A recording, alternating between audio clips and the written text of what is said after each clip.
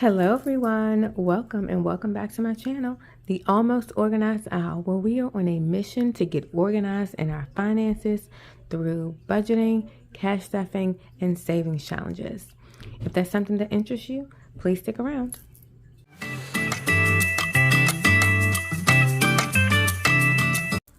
Today's video is going to be a little bit different than what I normally post. I'm going to be discussing the two different envelope methods that I have found on YouTube.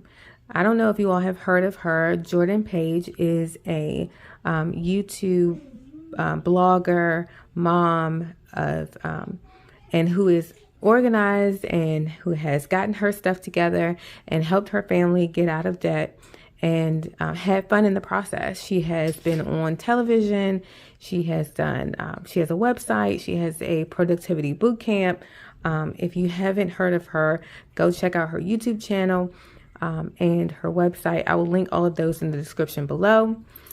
But I am going to be comparing her envelope method to the traditional Dave Ramsey's version of the envelope system.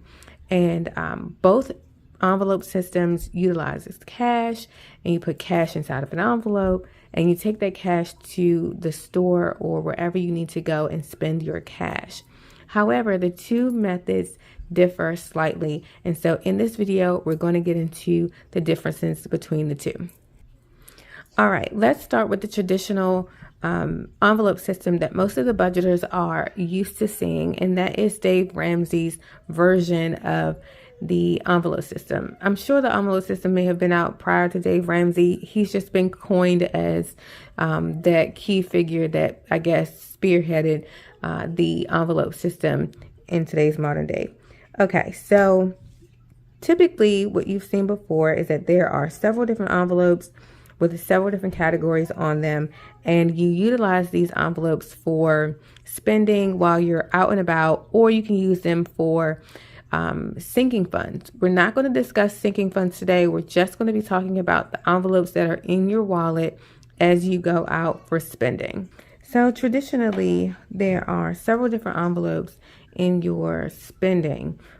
Some people have several different categories. They have gas and groceries, fun money, clothing, a whole plethora of things that they put, categories rather, that they would put into their spending envelope. And for me, for example, what is actually in my spending envelope is gas, groceries, our just us money, which is just our date night money, fun money for myself, and then my husband's money, which goes into his envelope, or his wallet rather. I just have the envelope here for the purposes of stuffing. Okay, so these are the different categories that I use in my wallet. Now for groceries, my grocery envelope, I use groceries. I lump all of the household products into the grocery envelope. So we use that for food. We also use it for diapers, toiletries, toilet tissue, paper towels, body washes, soaps, toothpaste, toothbrushes. We kind of lump all of that into groceries. Why? Because if I'm in the grocery store, say I'm in Walmart and I'm picking up food, I may also need toilet tissue. I may also need toothpaste or paper towels. And when I get home, this is just me. I am honestly not going to go through each line item and reallocate the money to that particular category. I'm just going to lump it all in because it's on one receipt. I'm just going to pop it into one category, which is groceries. So I have to allocate enough funds to cover food and household items for this particular category, because when I'm in the grocery store, excuse me, and I have our 4 children with us, and I don't want to have to pay separately for separating the household items and the food items. Also, when I get home, I want to be able to just add that item to my expense tracker and not necessarily separate it out into 20 different categories. Now, if I'm in the store and I typically, if I'm in some place like Walmart or Target where they sell a huge number of things, I usually focus in on that trip on just the food, diapers, and household items. I will reserve shopping for clothing or shoes or anything like that for a separate trip.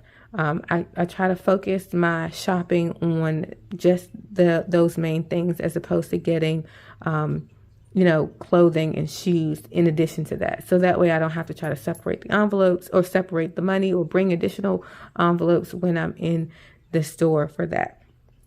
So here, that is that. So you have your different envelopes for different things. And that's essentially what the traditional envelope system looks like. You have your categories. You place your categories on your envelopes and you put your cash inside your envelopes, and then you put your envelopes in your wallet. Okay, so that's that. However, on Jordan Page's envelope system, it's a little bit different. So she suggests that you only have 3 budget categories: family, a huge, whatever your big item is, or your variable expenses, choose one of those, and then other. So your family budget item, you would just have all of your expenses, your bills, and housing and that sort of thing. Those would be in your family budget. And those are paid however they're paid. If they're paid online, or if you write a check or auto draft, that sort of thing. Then you have your second item, which is your larger category of variable spending. And then you have other. And in our example, it will be groceries. So for me, our largest expense outside of our family budget items, our bills and so forth, is groceries. We are a family of 6, and our grocery budget as it stands now is about $850. It keeps changing. I know you've probably looked back over previous videos and saw that our grocery budget has changed over the few months that I've been doing this. And so now we are at $850, and we will probably bump that up to $900, just being honest. And so for that, for us, our large variable expense is grocery. So our budget item will be grocery and then other. So the way that she breaks it down is that you would utilize just a regular envelope. This is just a regular envelope, and you will put the cash in here. And on your envelope, however, you would write the month. So let's just pop in December. And then under December, you would separate the envelope into 2 categories. One would be groceries, and the other is other. Because essentially, I mean, if anybody has done the envelope system before in terms of the traditional one, you have had a few envelopes in your wallet.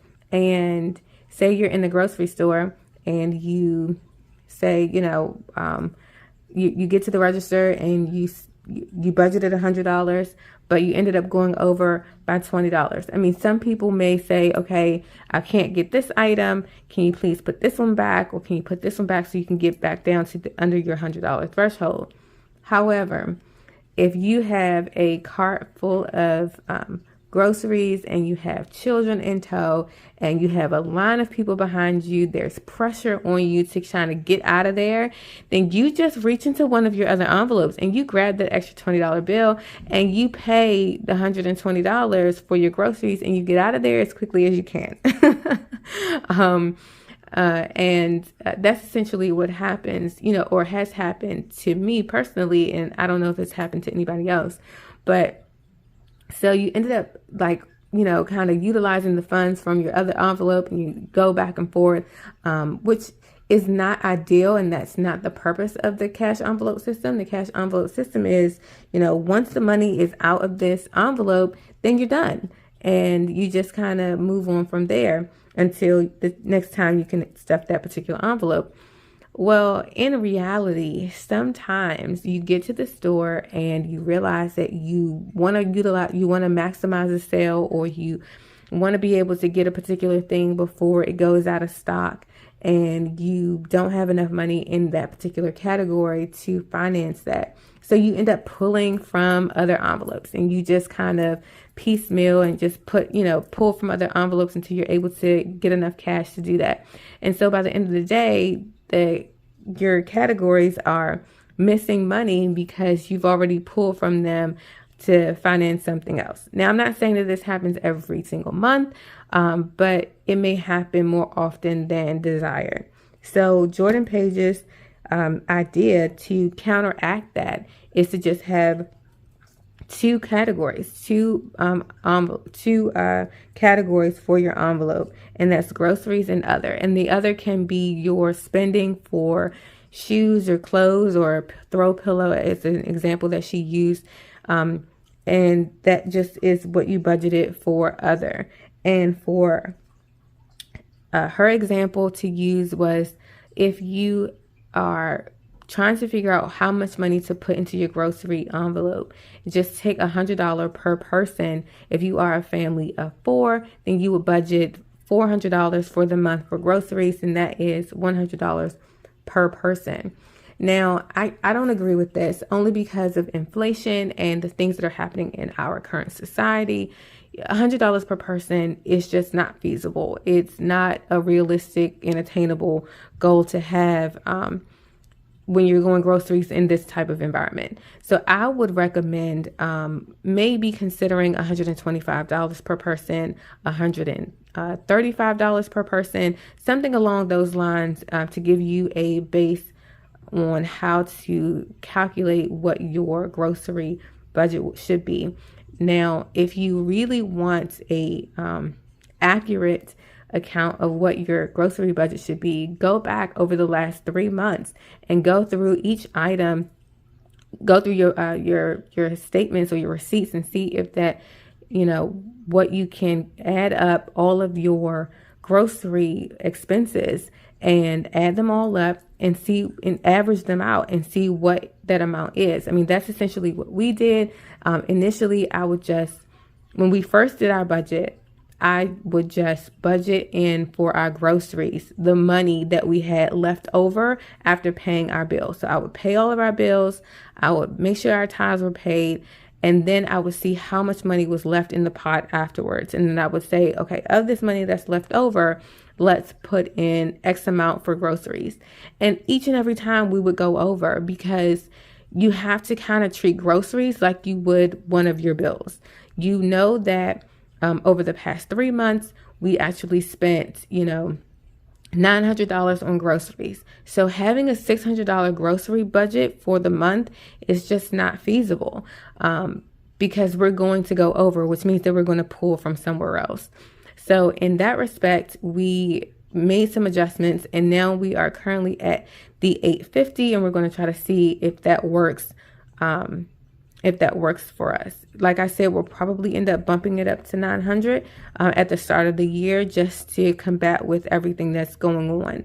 So in my example, if you are a family of 4 and you know that, over the last 3 months, you have been spending $600 on average, then you should budget in $600 for your budget and treat the grocery budget as you would a bill. So you know that your bill is going to be $200 for your utilities. You know that your cell phone is going to be $150, and you know that your groceries are going to be at least $600. And so that has to be marked in there in that way, as opposed to just trying to pick up the leftover bits of money after everything else has been paid. Okay, so essentially, let's use the example of a family of 4, and we're going to go ahead and budget $100. Let's just make it easy. This is not, we're just going to make it easy for the sake of numbers and the sake of this example. Let's just say that it's $100. Okay. So we know that the month is broken up into 4 to 5 weeks. And then for the month of December, we're just going to go ahead and say that this is, we're going to break up into 4 weeks. Okay.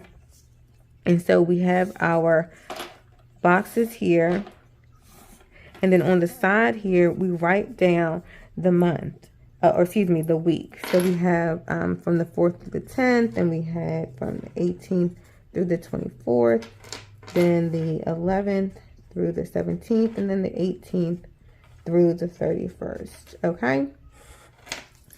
And then, so for each month, we are going to budget in $400 for groceries, okay? So let's just say that, for the sake of this example. And then so as opposed to grabbing $400 at the beginning of the month and stuffing that entire $400 into your envelope, we're going to break it up by week, right? So we'll go grocery shopping weekly, and we're going to put in $100 in our envelope for this week, for each individual week. So that will give us a total of $400 for the month. And then in the other category, we're going to budget an additional $100, right? So this is the example that she uses to understand her envelope system. And so say we go to the grocery store and we spend $92. So then we use this as a ledger, and we just pop in our $92 during the week of the 4th through the 10th. And so we have a remaining amount of $8 for this week in our grocery envelope. And if you need to go back to the store for milk or bread or eggs or something like that, a couple of little things, that should be okay to cover those little things. But she also mentions in her video that the goal is to not go to the grocery store more than once a week, which I think is a really great tip, because if you try to plan well and you go to the grocery store only one time a week, you can minimize the amount of money that you're spending at the store. Okay, and then the other category is also $100. So say you go to Burlington, or TJ Maxx is a popular one, and you decide that you want to spend a few dollars over there, and you want to get some throw pillows and some accent pieces for Christmas, and you end up spending about $50 in TJ Maxx. So then that leaves you with $50 remaining in your other category, right? So the premise behind this envelope is that you don't have multiple envelopes. You just have 2 categories and 1 envelope in your cash wallet, or in your wallet for cash. And you have $8 remaining in groceries, and then $50 remaining in other. Well, if you decide, oh my goodness, I forgot that we were supposed to be baking cookies for our children's bake sale, or I was supposed to take some baked goods to work for the Christmas party at work, and you only have $8 left in your grocery budget, and you want to you want to try to minimize utilizing the money from the other weeks. And you also have the thought would be to just borrow from next week's money, and then next week you can borrow from the next week's money. But her suggestion is to not borrow from next week, but to just borrow from the same week that you're in. So because there's $50 remaining in your other category, you can just borrow some money from here and then pop it into your grocery money. So say you wanted to borrow just, another $20 from your other, you can borrow $20 from other. That will leave you $30 in other, and then you have $20 here. So that gives you $28 to use in your grocery envelope for your groceries, or to pick up that extra whatever for your, that extra whatever in the example will be the extra materials for baking cookies for the bake sale, or your item for the Christmas party. And so that is essentially what I believe her envelope system looks like. And, she states that a lot of people, it works for them and helps them to get out of debt to just have these 2 categories. They don't have to walk around with, all of these different envelopes and wallets. They don't have to stuff all of these different things. They just stuff twice for groceries, and then everything else falls under other. And that seems to work for her and work for others. I personally, I get what she's saying, and in that you tend to pull from different envelopes, so why not just have it all together anyway? I understand that. However, I like having the different envelopes. I like being able to stuff them. I like having the different categories, and I think that it's functional in the way that you don't have to take every envelope with you to the store when you go. You can take just your grocery envelope if you're just heading out to the grocery store. And so if you only have these funds in here, then you have to make some tough decisions before you get to the register. Utilize your phone to add up what the cost would be as you're going throughout the store. You can, most grocery stores now have an app, and you can plug in the items that you can scan the items as you're going along and plug them in your cart so that you have a running total of what you've already added to your cart. And you can do that fairly easily. You just scan it and go. And then that way you can get an idea of how much your items are going to cost before you get to the register. So you can make the decision, should I get 2 bags of chips, or should I get this ham and this roast? Maybe I can save one for next week and just get the one that's on sale this week and get the other one next week. You can make that decision at that time. So that way you don't have to go over in your groceries. And I am speaking to myself here, preaching to the choir, I guess I should say, as it relates to this particular envelope. And the same thing goes with gas and spending and any other category that you may have. I know that, like I said before, some people break up their household items into a different envelope. And so you can do the same with that. You just consider utilizing your envelope system. So my final analysis is this. So I really appreciate what Jordan Page is doing with trying to simplify the envelope system, and this may work for some. And if this works for you, by all means, utilize this particular way of doing the envelope system. However, I think that I'm going to stick to the separating of my categories and stuffing the envelopes like this, because I think that I like the way that it is organized. And again, my goal is to try to get more organized in our finances. And so that is what I plan to do. Thank you all so much for watching. If you made it to the end of this video, please leave this emoji in the comment section. And if you haven't subscribed, please consider subscribing to my channel. I would greatly appreciate it. And to all those who have subscribed, thank you all so very much. I truly, truly appreciate it. And until next time, bye.